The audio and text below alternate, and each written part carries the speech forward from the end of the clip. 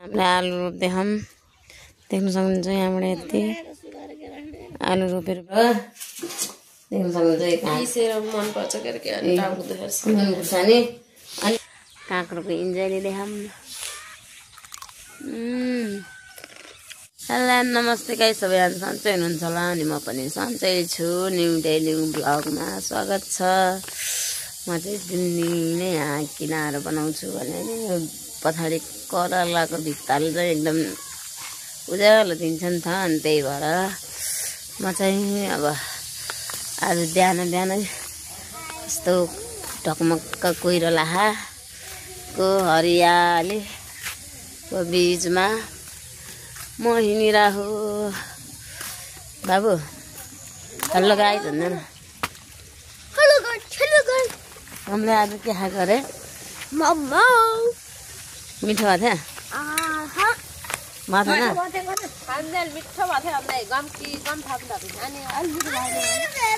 भाँडा मात्रै हुनुहुन्छ। हिजो बेलुका बनाएको मोमो खाएको भएर के भएको थियो? यता आउनु। के फेभरेट त? के फेभरेट बा? यसलाई चाहिँ यता हेर्दा यता यता यता चाहिँ यसलाई ओए यता मुख धुने हो कि होइन? हेर्नु गई यसले चाहिँ मुख धुँदैन यो कहिले पनि। अल्छी यत्तिकै जान्छ स्कुल पनि। स्कुल जान्छ अनि स्कुलबाट आउँदा जुत्ता पनि नलाइकन आउँछ यसले। कहिले जुत्ता नलाइकन आउँछ, कहिले चाहिँ किताबै नबोकिकन आउँछ। यसलाई के गर्नु सकिन्छ भन्नु? छोरी जे गरे नि हो र। बिहानै हो हाम्रो चाहिँ यहाँ अब के रोप्ने भनेर लाएको। सिटुङको पातहरू झरेर सबै यस्तो भयो, फुरो भइरह। अनि आज चाहिँ बिहानैको वेदर देख्न सक्नुहुन्छ। यस्तो कुहिरोले ढकमक्कै बनाइसक्यो। जाडो लायो। जाडो महिना भनेको के हो? यहाँ चाहिँ आलु अनि यहाँ चाहिँ आलु लगाएको। अनि यतातिर यो याद चाहिँ क्यामेरा समात्नै जान्दिनँ कि मैले चाहिँ। यहाँ चाहिँ हामीले लसुन लगाएको। लसुन यसरी अनि उता चाहिँ गहुँ लगाएको। अनि यहाँ पनि गहुँ छरेको रहेछ। अनि यता चाहिँ लसुन भर्खरै लसुन यत्रो भएको रहेछ। ए मैले रोपेको लसुन यत्रो भएछ। यहाँ भर्खरै यत्रो भएछ। अनि यतातिर चाहिँ पुरै तोरी छर्या, कसैले गहुँ छरिरह। त्यही हो गाइस, आज दिनभरि मैले कहाँ जान्छु के गर्छु म हजुरहरूलाई देखाउँछु। हामीले आलु रोप्दै हम देख्न सक्नुहुन्छ यहाँबाट यति आलु रोपेर ब्याउनु लाउनु भएछ। यहाँ चाहिँ यति आलु छ। यहाँ चाहिँ हामीले आलु रोप्न लगाएको। यो देख्न सक्नुहुन्छ गाइज। अनि यहाँ चाहिँ मम्मीले यसरी आलुको बिउ यसरी छर्दै जानुभयो। ऊ त्यहाँ रहेछ, त्यहाँबाट रोप्दै आउनु। त्यहाँ आलुको बिउ हटाउनु रहेछ यस्तो ट्याङ पारेर। यहाँ चाहिँ हामीले आलु रोपिरह।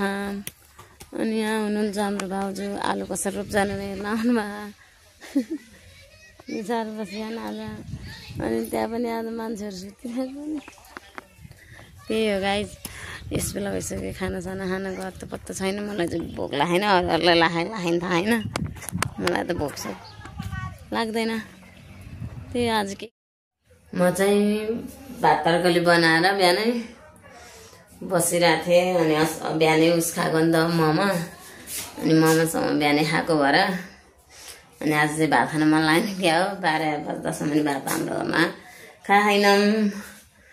अनि मन चाहिँ भात यहाँ बनाएर राइस कुकरभित्र हालेर यसरी तर यहाँ राइस कुकरभित्र यहाँ भात छ हालेर राखेको छौँ अनि यहाँ चाहिँ दाल छ अनि म चाहिँ दालको ढक्कन दाल अनि दाल अब दालमा चाहिँ नुन लाखी चाख्नु पर्यो हामीले चाहिँ त्यहाँ आलु रोपेर भ्याएर भर्खरै आएर कपाल सपाल गरेर बसिरहेको छु म चाहिँ अनि बुढी अनि गाइस म चाहिँ अब खानासाना बनाउनु पर्ने हुन्छ खानासाना बनाउनको लागि रेडी अनि बाख्राको पाटो खेलाएन भनेर फेरि यहाँ मम्मी करा बाख्राको बच्चा नि कसरी खेलाउँछ होला त अनि यहाँ चाहिँ बाख्राहरूले गाइस घाँस खाँदै खानु मुनिहरूले घाँस खाँदै सानीहरू घाँस काली अनि यो चाहिँ खसियो अनि यो चाहिँ सानो उसले बसेको चाहिँ त्यो पाउनी ह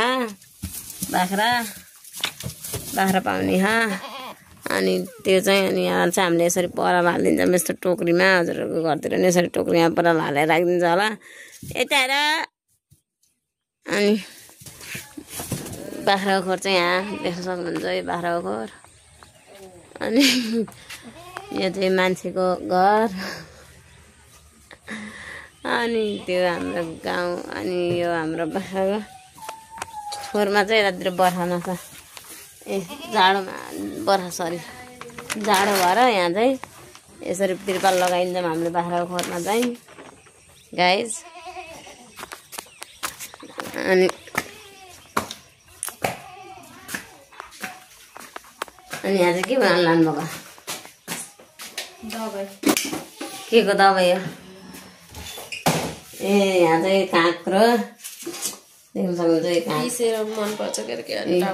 मनपर्छ नि अनि यो उयोलाई हेर्नु पर्यो यसमा योसँग खान मिठो हुन्छ खास भन्ने नि यो हालेर खाने यो चाउचाउ मसला अनि यहाँ हाल्नुहुन्छ तरकारीमा पनि मजा सबै चिज अनि काँक्रो काटेँ काँक्रो देखाउनु त यसरी काँक्रोको अचार अचार काँक्रो र नुन खुर्सानी हामी चाहिँ कामतिर जाँदैछौँ दबाई बनाउनु लाग्यो भन्दै काँक्रो बनाइन्छन् अनि हामी चाहिँ घाममा दिउँसो घाममा बसेर यसरी काँक्रोको इन्जोय लिँदैछौँ मिठो काँक्रोको इन्जोय गरिरहौँ यो चाहिँ काट्नुपर्छ है अनि यो यस्तरी काँक्रो कुकुरले खानु भन्नु अनि यता चाहिँ कस्तो आउँदै राख म्यान नगर्नु होला यता चाहिँ उज्यालो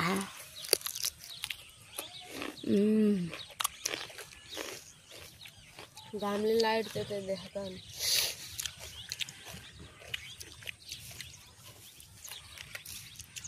यति धेरै मैले मात्र खानु लाग्यो अरू कोही छैन म मात्रै हो त्यहाँ मम्मी भानु खानु खाना खानु भनेको म चाहिँ काँक्रो साक्रो खाएर यताउता गरेर खानासाना बनाउनु देखाउँछु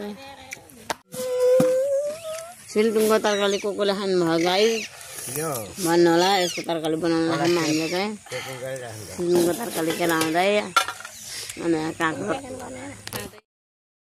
म चाहिँ गाई खाना बनाउँदैछु यहाँ चाहिँ खाना बनाउँदै यो चाहिँ खाना मेरो पाक्दैछ यसरी यहाँ म खाना चलाएँ तरकारी चाहिँ के भन्नुहुन्छ भने अघि नै मैले केलाएको थिएँ नि त अनि केलाउँदा झ्याउ लाग्यो कि मलाई चाहिँ यो के यस्तो थोपुले सिल्टुङ हो अनि यो चाहिँ लास्टै केलाउन झ्याउ हुने क्या अब मलाई चाहिँ भाउजूले आलु काटेर राख्नु भन्दा चाहिँ म चाहिँ यहाँ आलु झिकेँ यहाँ चाहिँ आलु छ यहाँ अब आलु कतिवटा हाल्ने हो थाहा छैन आलु निकाल्दैछु सबै केलाउन हात दुखेँ त्यहाँको छोडिदिएँ मैले साह्रै गाह्रो नि अनि यो चाहिँ यो कुहिएर खानु भन्दा यो नि हाल्न मिल्छ म चाहिँ आलु काट्न रेडी यति आलु हाल्नु पऱ्यो यति आलु हालेपछि तरकारी सुन्छ नि यहाँ चाहिँ देख्नुहुन्छ एउटा कचौरा दिनु पऱ्यो यसलाई अहिले एकछिनमा म आउँछु